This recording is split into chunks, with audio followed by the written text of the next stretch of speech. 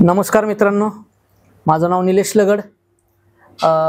आज पुनश्च एकदा आपल्या भेटीला आलेलो आहे की जे महाराष्ट्रात दुधाच्या दरासोबतच ज्या पद्धतीत दुधाचा दर खाली जातोय त्या पद्धतीतच पशुप्रजननावरती लोकांचा उत्साह वाढतोय। तर त्याचंच एक मूर्तिमंत उदाहरण म्हणजे जे की आमचे मार्गदर्शक सुहासजी वागचौरे साहेब यांच्या गोठ्यावर आज आपण आहोत।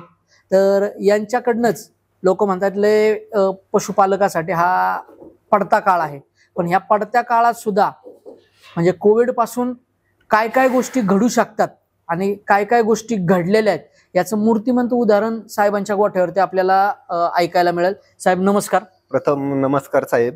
एबीएस कंपनीतर्फे निलेशजी लगड साहेब यांचं अभिनंदन आपल्या गोठ्यावर आल्याबद्दल। धन्यवाद। धन्यवाद साहेब।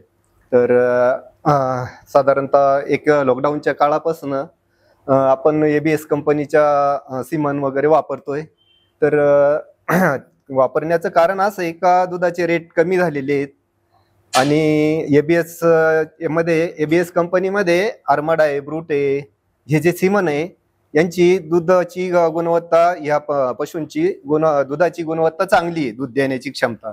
आणि ह्या ज्या कालवडी आहे 90% कालवडीत होता त्याच्यामध्ये त्या सिमन मध्ये।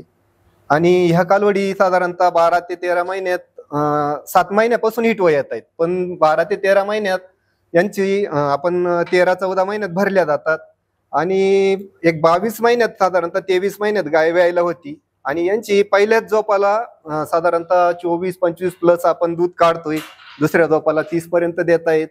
तर हे ब्रीड एकदम चांगलं आहे। आपण सगळ्या एबीएस मध्ये त्याच्यात 2-3 प्रकार निवडलेले आहेत, आर्मडा आहे, ब्रूट आहे, जसे उपलब्ध होतील आपल्या गोठ्यामध्ये। आणि यांना आपल्या इथं एकदम व्यवस्थित हे होतंय, त्यांचं वातावरण मॅनेजमेंट व्यवस्थित चालू आहे। म्हणजे सर तुम्हाला असं म्हणायचंय का? तर असं आम्हाला म्हणायचंय का दुधाचे रेट आपल्या हातात नाहीये।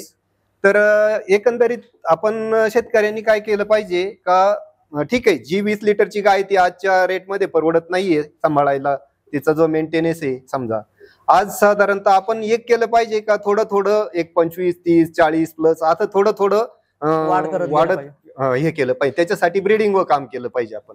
तर आपल्याला त्यांचं एबीएस कंपनीचे जे लगड साहेब आहे त्यांचं आपल्याला वारंवार सहकार्य असतं आणि त्याच्यामुळे आज आपल्या गोठ्यामध्ये एक एकदम टॉप क्वालिटीच्या 10 लहान मोठ्या 10-12 गायी आहे, एक 4-5 कालवडी पण आहे। तर त्यांचं एकदम चांगलं परफेक्ट सहकार्य असतं आणि त्याच्यामुळं आज आपण या गोष्टीत समाधानी आहे। आणि अजून शेतकऱ्यांना असं सांगू इच्छित शकतो की आपण याच्यामध्ये उतरलं पाहिजे आणि याचा वापर केला पाहिजे। हा पुढच्या काळाला ही गरज आहे, कारण की 10-20 लिटरची हे आपण पाळून आपला तोटा होतो, याच्यात आपल्याला उत्पन्न जास्त भेटतं आणि ब्रीडिंग व काम केल्यानंतर पाहण्याजोगतं आपल्याला मनाला समाधान वाटतं। त्याच्यामुळं जवळजवळ टोटल शेतकऱ्यांनी याचा चांगल्या पद्धतीचा वापर करावा। चांगलं ब्रीडिंग, चांगल्या वस्तू म्हणजे पाहण्याजोगत्या आपल्या गोठ्यामध्ये मिळतात आणि ते वारंवार आपल्याला सहकार्य करतात, पुढचंही मार्गदर्शन करतात, त्याच्यामुळे कुठल्याही गोष्टीची अडचण नाही येत। आता अजून एक कंपनीकडनं एक सपोर्ट होता की शेतकऱ्यांचं काय होतं, ब्रीडिंग तर प्रत्येक जण करतो, पण ब्रीडिंग करत असताना आज आपले पशुवैद्यक मित्र आजही बऱ्याच ठिकाणी कृत्रिम रेतन झाल्यानंतर ती जी वीर्य मात्रा असते ती बऱ्याचशा गोठ्यांवरती देण्यात थोडीशी असमर्थता दर्शवतात। तर साहेब तुम्ही मला वाटतं ते काम अगदी काटेकोरपणे केले। डॉक्टरांनी हे केल्यानंतर आम्ही त्याची वहीला पूर्ण हे करून ठेवतो, एंट्री करून ठेवतो आणि प्रत्येक गायची आमच्या गोठ्यामध्ये नोंद असते, कालवडीची, जलमल्याची, भरल्याची, प्रत्येक याची नोंद आहे आमच्याकडे। आणि कंपनीचे टॅग सुद्धा कंपनीनं आम्हाला ब्रूटचे टॅग दिलेले आहेत, आरमाडाचे टॅग पण दिलेले आहेत। तर पूर्ण आमच्याकडे त्याची हिस्ट्री आहे घरामध्ये, वहीमध्ये ना आम्ही त्याची हिस्ट्री पूर्ण ठेवतो। तर त्याच्यामुळे आमचं एकदम म्हणजे कम्फर्टेबल आहे आमच्या हिशोबाने असं। तर धन्यवाद साहेब.